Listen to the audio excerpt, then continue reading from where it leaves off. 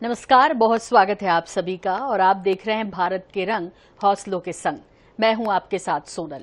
जी हां, आज़ादी की 79 साल और भारत की स्वतंत्रता का 80वां जश्न 15 अगस्त 2026 देश के लिए सिर्फ एक राष्ट्रीय पर्व नहीं है, बल्कि अतीत के संघर्ष से भविष्य के संकल्प तक पहुंचने का एक महत्वपूर्ण पड़ाव है।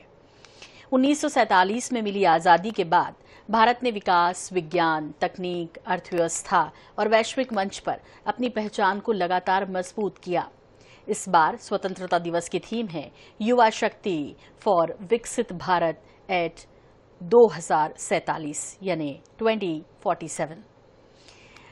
2047 तक विकसित भारत के निर्माण में युवा शक्ति की निर्णायक भूमिका रहने वाली है। ये थीम देश के युवाओं की ऊर्जा, उनकी प्रतिभा, नवाचार और राष्ट्र निर्माण में उनकी भागीदारी को केंद्र में रखती है। इस स्वतंत्रता दिवस की एक और खासियत है कि वंदे मातरम के 150 वर्ष पूरे होने पर आज़ादी की लड़ाई में करोड़ों भारतीयों को प्रेरणा देने वाले इस राष्ट्रगीत को इस बार लाल किले की प्राचीर से विशेष रूप से गुंजायमान किया जाएगा, जिसकी तैयारी बहुत की गई है। यानी इस बार का स्वतंत्रता दिवस बहुत अलग होने जा रहा है।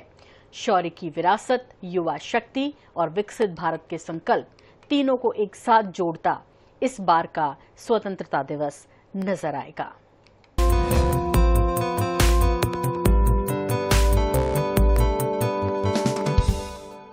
कहानी हमेशा किसी बड़े नाम की नहीं होती। कभी कभी सबसे बड़ी प्रेरणा उस आम इंसान की जिंदगी में छिपी होती है जो मुश्किलों के बीच भी हार मानने से इनकार नहीं करता। कोई छोटी सी कमाई से अपने बच्चे का भविष्य संवार रहा है, तो कोई खेत में नए प्रयोग करके दूसरे किसानों के लिए मिसाल बन रहा है। कोई रसोई से कारोबार खड़ा कर रहा है, तो कोई अपने हुनर को रोजगार में बदलता है और कोई अपने अतीत को पीछे छोड़कर नई जिंदगी की शुरुआत करता है। देश के अलग अलग हिस्सों से निकलती ऐसी ही कुछ कहानियां लेकर हम हाजिर हैं आज। सफलता की कहानियां हैं। हमेशा बड़े संसाधन नहीं चाहिए सफलता के लिए, जरूरत होती है उस हौसले की। एक हौसला जो देश को आजाद कराने के लिए हमारे स्वतंत्रता संग्राम सेनानियों ने दिखाया, और दूसरा हौसला वो जिससे अब देश निरंतर प्रगति कर रहा है, आत्मनिर्भर भारत की तरफ बढ़ रहा है। कुछ ऐसी ही कहानियां लेकर हम आज हाजिर हैं जो जिंदगी की दिशा बदल सकती है। देखिए हमारे इस विशेष कार्यक्रम में संघर्ष से सफलता तक का खूबसूरत सफर, आम लोगों की असाधारण कहानियां।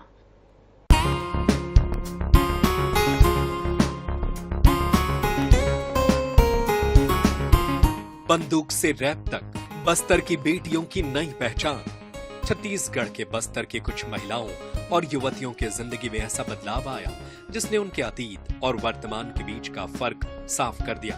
कभी नक्सल हिंसा के साए में जिंदगी गुजारने वाली और बाद में आत्मसमर्पण कर मुख्य धारा में लौटने वाली इन महिलाओं ने रायपुर में पहली बार फैशन शो के रैंप पर कदम रखा। मौका था राष्ट्रीय हथकरघा दिवस के अवसर पर आयोजित स्वदेशी फैशन शो का। मंच पर इन महिलाओं ने कोसा सिल्क और पारंपरिक हैंडलूम से तैयार परिधान पहने और पूरे आत्मविश्वास के साथ रैंप वॉक किया। रैंप पर चलते हुए इनके चेहरों पर सिर्फ मुस्कान नहीं थी, बल्कि एक नई जिंदगी का आत्मविश्वास भी था।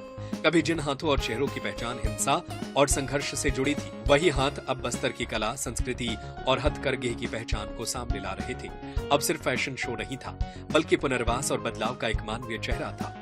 इन महिलाओं की कहानी बताती है कि अगर किसी इंसान को दूसरा मौका मिले, सम्मान मिले और मुख्य धारा में लौटने का अवसर मिले, तो वह अपने अतीत से आगे बढ़कर नई पहचान बना सकती है।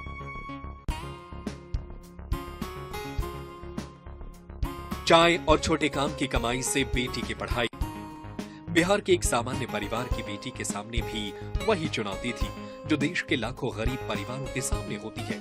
पढ़ाई का सपना बड़ा था, लेकिन संसाधन सीमित थे। पिता परिवार का खर्च चलाने के लिए छोटा काम करते थे।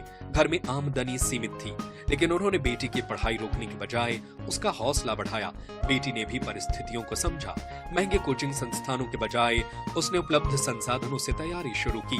घंटों पढ़ाई की, असफलताओं का सामना किया और आखिरकार प्रतियोगी परीक्षा में सफलता हासिल की।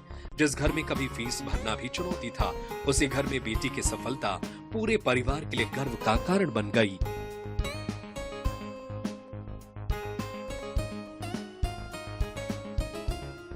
मध्य प्रदेश छोटे मैदान से बड़े खेल तक, मध्य प्रदेश के एक छोटे से शहर की युवा खिलाड़ी ने उस मैदान से अपनी शुरुआत की जहां न तो आधुनिक सुविधाएं थी और न ही बड़े कोचिंग सेंटर। एक सामान्य परिवार से आने वाली इस खिलाड़ी ने स्थानीय स्तर पर अभ्यास शुरू किया। कई बार खेल का सामान जुटाना मुश्किल हुआ, कई बार प्रतियोगिताओं में जाने के लिए पैसों की समस्या सामने आई, लेकिन अभ्यास नहीं रुका। सुबह की प्रैक्टिस, स्कूल या कॉलेज, फिर शाम का अभ्यास, यही उनकी दिनचर्या बन गई। धीरे धीरे स्थानीय प्रतियोगिताओं से राज्य स्तर और फिर बड़ी मंचों तक पहुंचने का रास्ता बना।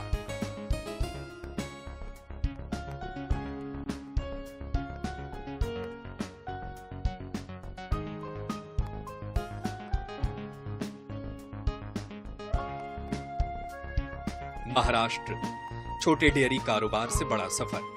महाराष्ट्र की श्रद्धा ने परिवार के छोटे स्तर के डेयरी कारोबार को आगे बढ़ाने का फैसला किया। पशुपालन और दुग्ध उत्पादन के साथ उन्होंने वर्मी कंपोस्ट जैसे दूसरे कामों को भी जोड़ा। यानी सिर्फ दूध बेचने के बजाय पशुपालन से जुड़े दूसरे संसाधनों को भी कमाई का हिस्सा बनाया गया। धीरे धीरे कारोबार बढ़ता गया, दूध की बिक्री बढ़ी और कारोबार करीब 1 करोड़ रुपए के स्तर तक पहुंचने की जानकारी सामने आई। लेकिन इस कहानी की खास बात सिर्फ कमाई नहीं है, दूसरे किसानों को प्रशिक्षण देकर उन्हें भी आगे बढ़ाने की कोशिश की गई।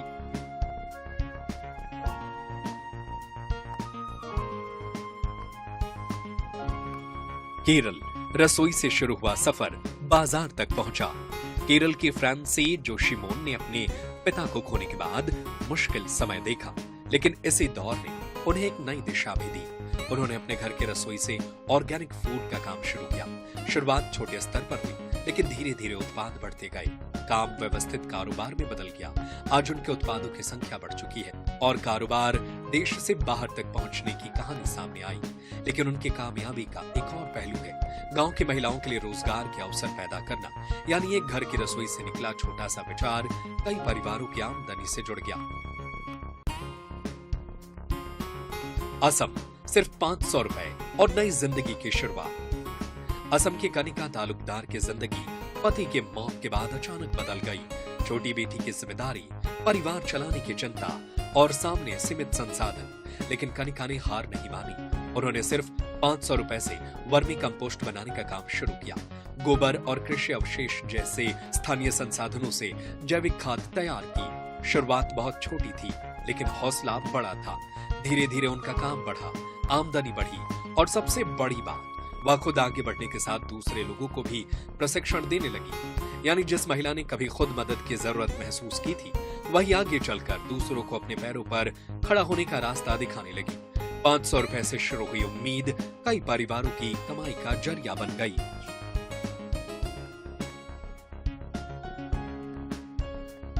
कचरे से ऊर्जा, महिलाओं ने दिखाई नई राह। बेगूसराय में महिलाओं की भागीदारी से जुड़ी बायोगैस की पहल गांव की एक ऐसी समस्या को अवसर में बदलने की कोशिश है जिसे अक्सर नजरअंदाज कर दिया जाता है। जैविक कचरा और कृषि अवशेष जो अक्सर बेकार समझे जाते हैं, उन्हीं का इस्तेमाल ऊर्जा उत्पादन के लिए किया गया। इस पहल ने एक साथ कई समस्याओं पर काम करने की कोशिश की। कचरा प्रबंधन, स्वच्छ ऊर्जा और ग्रामीण अर्थव्यवस्था। सबसे खास बात, इस पूरी प्रक्रिया में महिलाओं की भूमिका महत्वपूर्ण रही। यानी गांव की महिलाएं सिर्फ बदलाव के लाभार्थी नहीं, बल्कि बदलाव की अगुवाई करने वाली भी बन सकती हैं।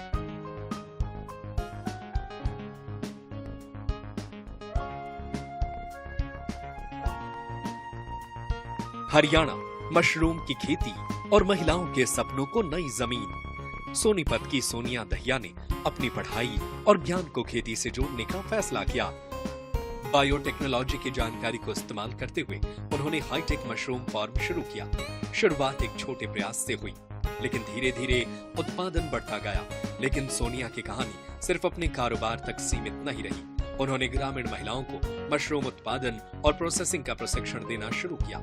यानी एक महिला का कारोबार दूसरी महिलाओं के लिए रोजगार और आत्मनिर्भरता का जरिया बनने लगा।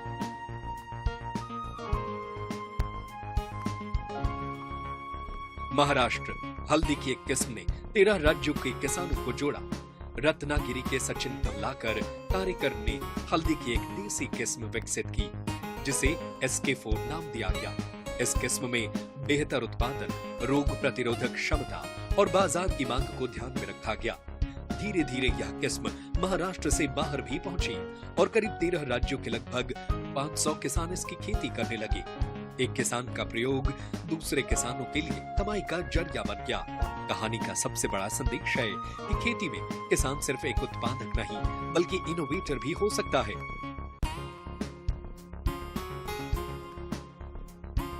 बिहार, गांव की बेटी बनी साइकिल वाली शिक्षिका। बिहार के एक गांव में एक युवती ने देखा कि कई छोटी बच्चियां स्कूल छोड़ रही हैं। वजह थी स्कूल की दूरी और परिवार की आर्थिक परेशानी। उसने खुद साइकिल से गांव-गांव जाकर बच्चियों के परिवार से बात करना शुरू किया। कुछ बच्चियों को पढ़ाई के लिए तैयार किया, फिर शाम को उनके लिए पढ़ाई की छोटी कक्षा भी शुरू की।